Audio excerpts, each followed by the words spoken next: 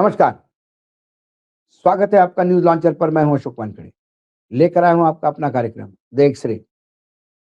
एक खबर आई, खबर बहुत छोटे राज्य से है, जो कल तक जिसकी स्थिति दिल्ली जैसी थी, आधा राज्य फुल फ्लेज राज्य बना। एक समय वहाँ क्षेत्रीय दल हावी हुआ करते थे, कांग्रेस के साथ गठबंधन में थे, फिर वो बीजेपी के साथ गठबंधन में गए और उसके बाद बीजेपी ने अपनी वहाँ सरकार स्थापित की अपने बलबूते पे और भाजपा लगातार राज कर रही है। ऐसे राज्य से यदि कांग्रेस के लिए कोई अच्छी खबर आती है,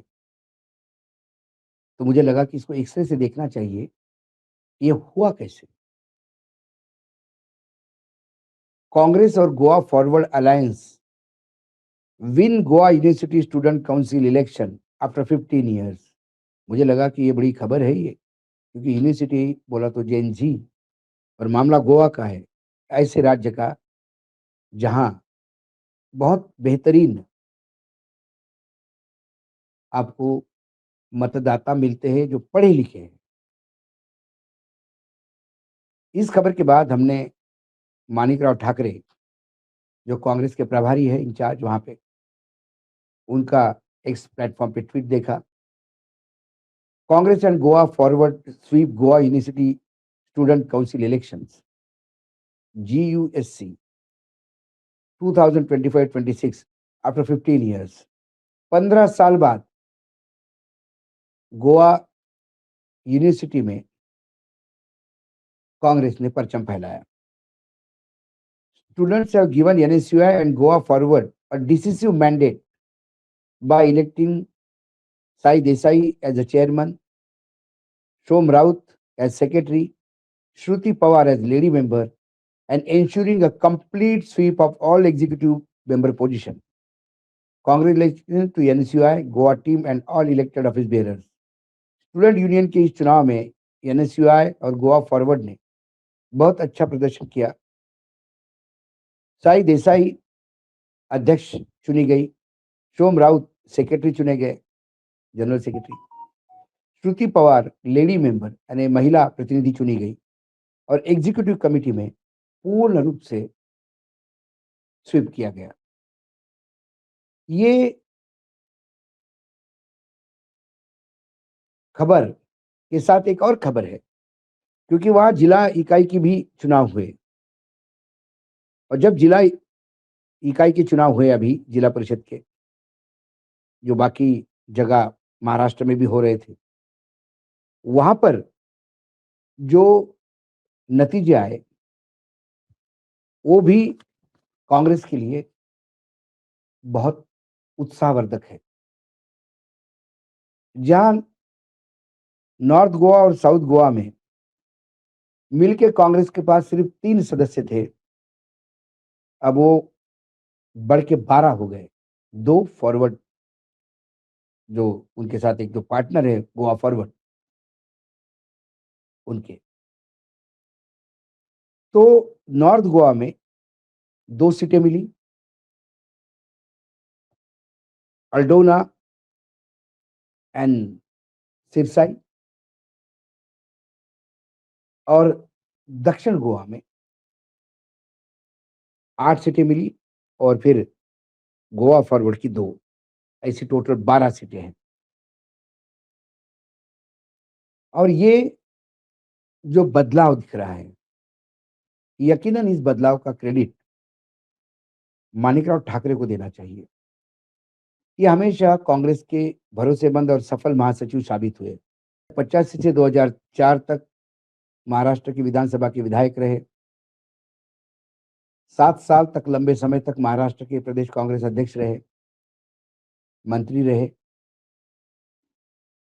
शरद पवार, विलासराव देशमुख, सुशील कुमार शिंदे की सरकारों में मंत्री भी रहे। 2012 में विधान परिषद के 2 बार सदस्य निर्वाचित हुए और 8 से 15 तक, 7 साल, 2008 से 15 तक अध्यक्ष रहे। 4 जनवरी 2023 में इनको तेलंगाना भेजा गया और तब तेलंगाना में पार्टी का नेतृत्व भी उनको कह रहा था कि उनको कोई ज़्यादा खास आशा नहीं है।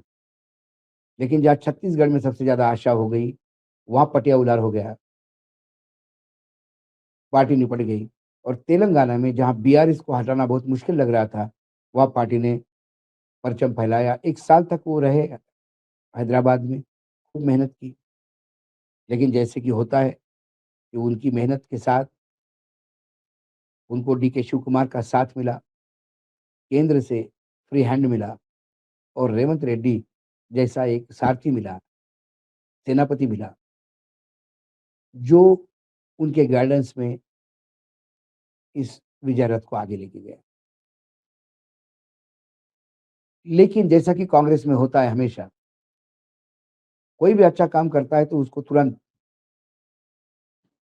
ये जो दुकानदार है उनको लगा कि अब तेलंगाना में सरकार बन गई, तेलंगाना में कंटिन्यू मानिकराव ठाकरे बने रहेंगे इंचार्ज,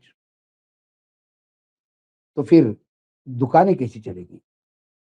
और बीजेपी के स्लीपर सेल जो है बैठे हुए पार्टी में, उन सब ने मिलके मानिकराव ठाकरे को वहां से हटाया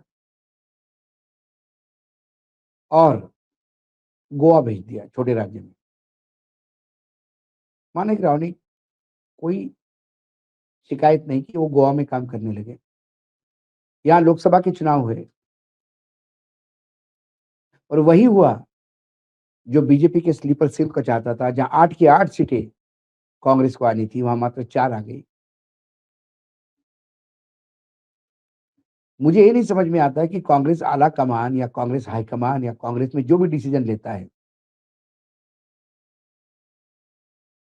वो क्यों इस बात को तवज्जो नहीं देता कि जिसने विधानसभा जितवाने में रोल अदा किया, वो लोकसभा भी जितवा सकता है।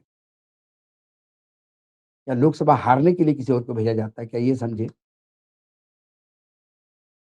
मानिकराव ने गोवा में जो काम किया, खासकर एक तो गोवा में इतनी छोटे-छोटे राजकीय दल हैं, जैसा आरजी है, एक गोवा फॉरवर्ड है, आम आदमी पार्टी ने बहुत ताकत लगाई इस बार। आम आदमी पार्टी का नतीजा बहुत बुरा रहा इस चुनाव में, जिला पंचायत के भी। जहाँ कांग्रेस 3 से 12 पे पहुँच गई, वहाँ आम आदमी party Kejriwal ji 5 press conference वहाँ लेते हैं, पूरी आम आदमी पार्टी ताकत झोंक देती है। उसके बाद भी 1 या 2 सीट पे उनको वहाँ संतुष्टि मिली। तो कुल मिला के वहाँ का जो अभी सेंटिमेंट दिख रहा है, इन छोटे-छोटे पार्टियों के भी मतदाता जो है, उन्हें इस बात का विश्वास होता है कि यदि बीजेपी से मुक्ति चाहिए तो कांग्रेस एक अल्टरनेट है। जो कांग्रेस नहीं के बराबर थी वहाँ पे, एक समय कांग्रेस ही सब कुछ थी। फिर उसके बाद कांग्रेस बिल्कुल ज़ीरो पे आ गई और उसके बाद फिर कांग्रेस यदि वहाँ उठती है, तो क्रेडिट तो किसी को देना होगा।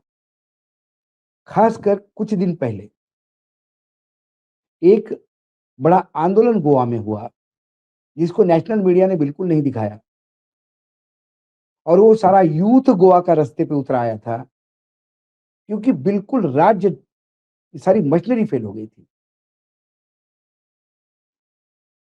और उन्होंने पूरे सचिवालय को घेर लिया। वो जन जी का, जनरेशन जेड, जेन जी जिसको कहते हैं, उसका ये पहली झलक थी।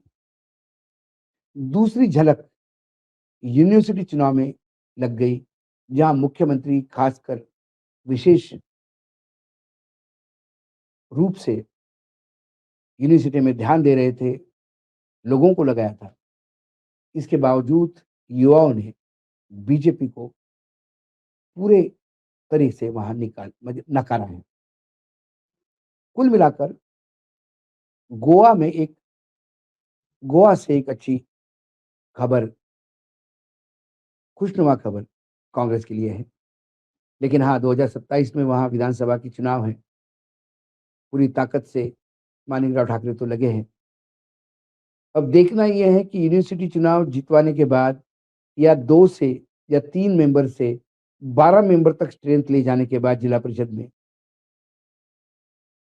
उन्हें गोवा रखा जाता है कि या नॉर्थ ईस्ट के किसी ऐसे राज्य में भेजा जाता है जिसका कांग्रेस का कोई लेने देने वाला नहीं है। क्योंकि इस जीत के साथ ही बीजेपी के जितने भी स्लीपर सेल बैठे हैं कांग्रेस में और बड़े-बड़े पोस्ट पे बैठे हैं भाई डिसीजन मेकर्स हैं, वो अब इस सदमे में होंगे कि अपने आकाओं को बीजेपी में क्या जवाब देंगे। ये कैसी कांग्रेस जीत रही है गोवा में। आला कमान को ये भी देखना होगा कि काम करने वालों को काम करने दिया जाए, तो पार्टी को फिर से खड़ा होने में समय नहीं लगेगा। लेकिन जो पार्टी में काम करते हैं, उनके पूरे श्रेय को पलीता लगाने वालों से थोड़ा सावधान रहना होगा। आज एक्स-रे में मैं देखता हूँ, तो गोवा से एक खबर अच्छी है। कई जगह से खबरें हैं, लेकिन फिर चुनाव सिर्फ़ बैलेट पे हो तो ही रिज़ल्ट आ सकते हैं, क्योंकि गोवा का चुनाव यूनिवर्सिटी का बैलेट पे हुआ था। जहाँ बैलेट का चुनाव होगा, वहाँ बीजेपी का सुपड़ा साफ तय है और जहाँ मशीनें होगी, वहाँ फिर जनादेश नहीं जनादेश चलेगा।